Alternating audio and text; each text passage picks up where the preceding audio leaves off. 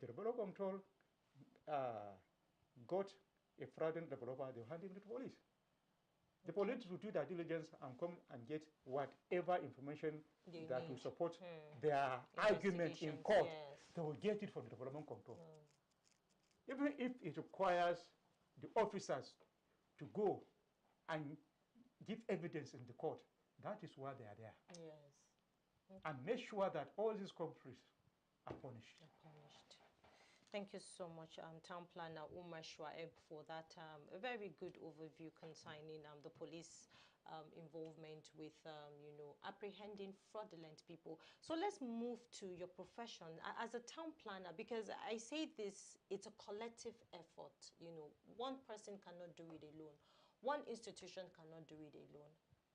There's this thing with collectiveness. When we come together and put our hands together to chant a particular cause, trust me, we're going to have good results at the end of the day. So now, as a town planner, what role do you think professionals in your field can play in curbing fraudulent activities in the real estate? Yes, the issue is not the monopoly of a single professional body. Yes. In a development, you have an involvement of a surveyor. You have an involvement of town planner.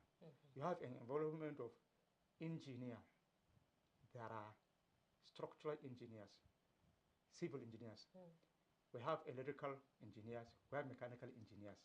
All these professionals in the engineering profession are involved in a single development.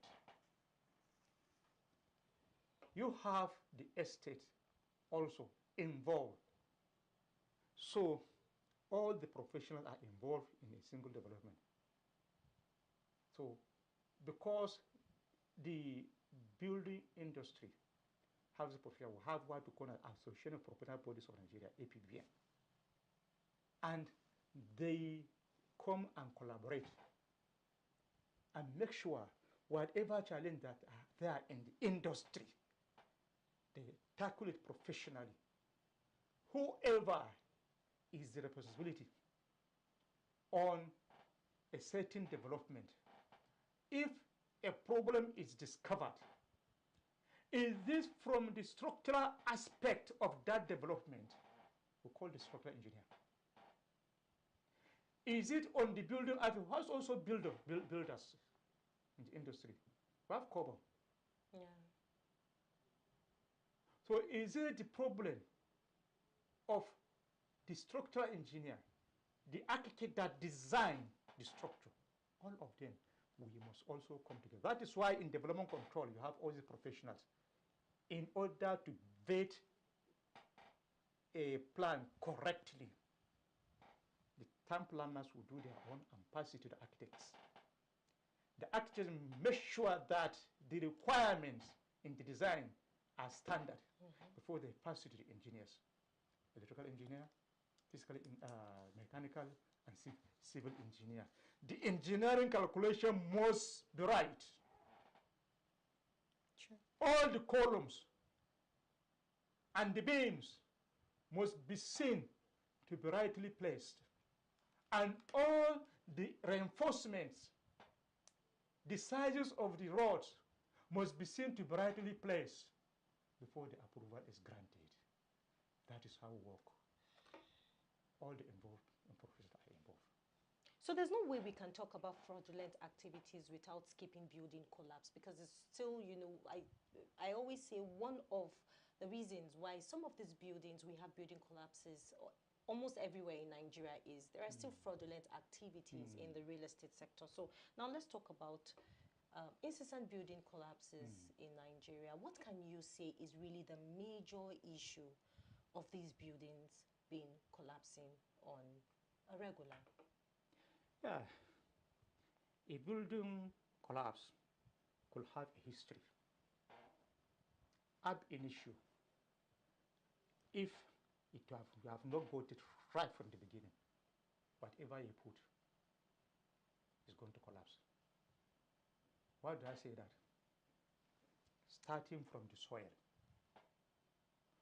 whenever the authority wants to declare an area fit for development, they have to test that land and make sure, yes, this area is feasible for physical development. The authority will not plan and make layout in areas that are liable to flooding, to have houses there. They will not approve for a residential layout in areas where they know the ground is not stable. So if a residential layout or commercial layout is made in this type of area, you may have any issue, the building will not stand. Though professionally, you can build even in an ocean, but you must make a thorough analysis of that ocean before you even put the development that you want to put over the ocean. If it is on land, yes, even if, yes, that area is fit for residential development, the foundation must be right. You must have soil test, soil analysis report must be presented in development control where the engineers will satisfy, yes, this soil is capable to carry the structure. You cannot go and put 5-story development on a ground which capacity is only 2 floors. And a lot of people don't know this. Yes. You cannot go and put a 5-floor structure with a foundation of 2 floors. It will go down. You cannot go and superimpose and add. When you have already finished 2 floors, approval has been given for only 2 floors. You go and add 2 other floors on top of that. First of all, the approval will be given only for 2 floors. Meaning the reinforcement, the iron that are going to be put from the foundation, right from the foundation, is only for 2 floors. And you are adding other floors on top. These are the issues, or many of them, that will bring about building collapse. If you inform people, do not do this, do not do this, they feel your heart on them.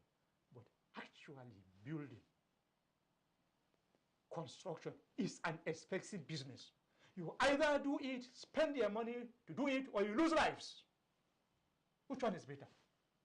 Spend the money, yes, and make sure you save lives. Yes. If you don't have money to spend, don't even get involved in the business. Because you are risking people's lives. So, whenever there is any issue of building collapse, insurgent collapse, we commence investigation from this route. Who are the people, the professionals that supervise the development in that area? Why do you allow this development to continue? From the beginning, is the soil analysis made? Is the foundation put in, the basket from the foundation, are they of the right investment, reinforcement? Because we dig and make sure that we go to the root and find the basket and see the size of the rods that have come out. To hold that. And that is why in the monitoring exercise, when you give the building plan approval, we have what we call setting out approval. In that setting out approval, our professional will go, the staff of the control department, to make sure that, yes, you are putting up 6-floor structure. The foundation from the beginning can support that 6-floor structure. If it cannot, we will not give you sitting approval. Exactly. Any time you find out that has been a collapse, so many of these requirements have been violated. If you abide by this requirement, you know how this will not collapse.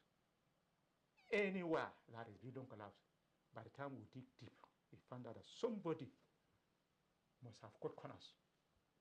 Either the developer, when the monitoring officers have gone, to go and have inadequate mixing of his concrete, or he changes the reinforcement when the monitoring officers have left, and before they come back, he must have cast it. They will not see what he has casted. After approving whatever he has put, this and that. So there are so many sharp practices. So many things are involved. So many which time things. will not allow us to Exactly, discuss. exactly, sir. So we are almost rounding up the Good Morning Africa show on Housing TV Africa. But before I let you go, I just have some few couple of questions to, conclude all the discussions we've been having since. Now, let's look at the government and the private contributions to tackling all of these issues, because the government cannot do it alone. Neither can the private sectors do it alone. There has to be a collaboration and also a partnership. So how can the government and private sector, come together, and also regulatory bodies as well? How can they all work together to create a more transparent and trustworthy real estate market in Nigeria, so that when people are taking out their life savings, are taking loans, are taking their gratuity to purchase a land for them to have shelter for their family, so they can have this rest and assurance that they are putting their money into the right sector? You see, people talk of government, people talk of private organization. The real people that are in government, those that are in private companies, are all people. And character makes people. Whatever you see that is happening in schools, there are law guiding them. But our characters make us not to have to use the law to do the right thing. Our characters. So the most important thing is the people's character. I like that. So if our characters are good, the government is going to be good, everything is going to be okay. But if we have skewed characters, questionable characters, whatever law that you have will not work. So let's make sure we always have the right people in the right place. And this problem will be a thing of the past. That is just it. Everything as provided by law is already there. And they are made to work. But the people will not allow it to work. For their own selfish reasons. That is it. That is it. But if you believe whatever you have, see, it's just selfishness to accumulate and what you cannot. You cannot take it to when you leave the world. Your offsprings, you cannot live. Yes. You go and accumulate what? You don't know where you are living the world. You accumulate all this wealth. Get this, that, get this and that. You see, there are people that have all this wealth stashed outside the country. They will not use it. It's wasted. The country will not use it. They will die, nobody knows it, and then they left it to the foreigners there to enjoy the Nigerian wealth. Sorry to say. It's very unfortunate. Very, very unfortunate. So I want us to, educate the viewer. Being someone who is a professional in the built environment, just kindly list out the right process, the right papers in which subscribers, would ask for the moment they want to purchase these properties. First of all, this development, does it have the title document? Yes, it has. So confirm, is the person whose name is in the title document, is he the right person you are dealing with? You have to go to that extent. Otherwise, how will the wrong person is not the owner of the document. If you have established that, the next step is establish, yes, he has the building plan approval. If he doesn't have the building plan approval, it's another issue. So when you establish that, and free there, everywhere is there free for you to go. You can go to lands registry, get whatever information that you have, the name of the developer, the name original. You know, there are some land that change hands twice, thrice before it reaches the actual developer. Make sure I follow it all, because your money is there. There are people that want to buy the land and put up 10 billion naira just to have to develop the housing estate. That money is big.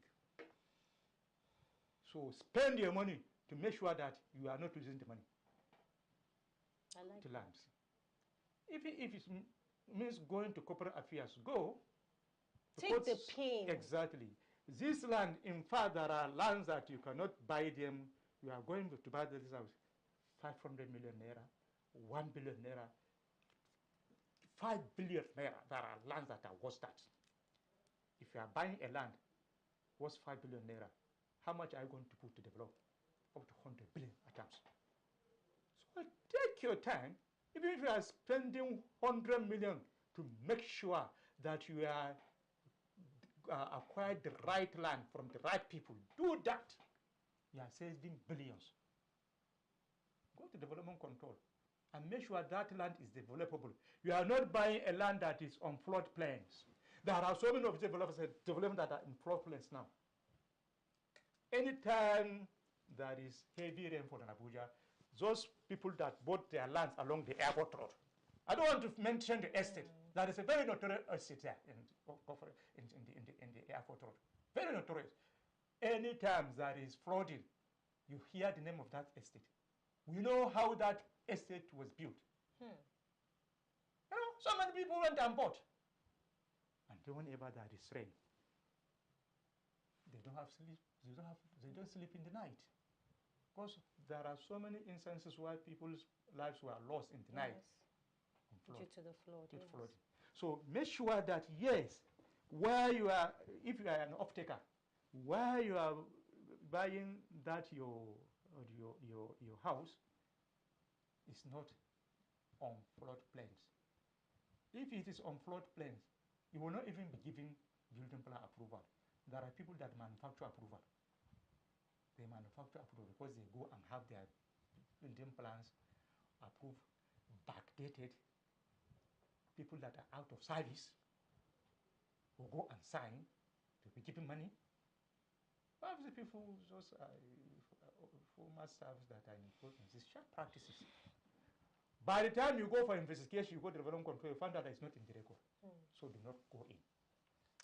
Thank you so much, Town Planner Umar Shuaibu, for that very, very educative steps in which subscribers can, get the right information before they acquire their property. So looking forward briefly, because we're almost wrapping up, looking forward, what steps should be taken to ensure a more secure and fraud-free real estate environment in this country, briefly?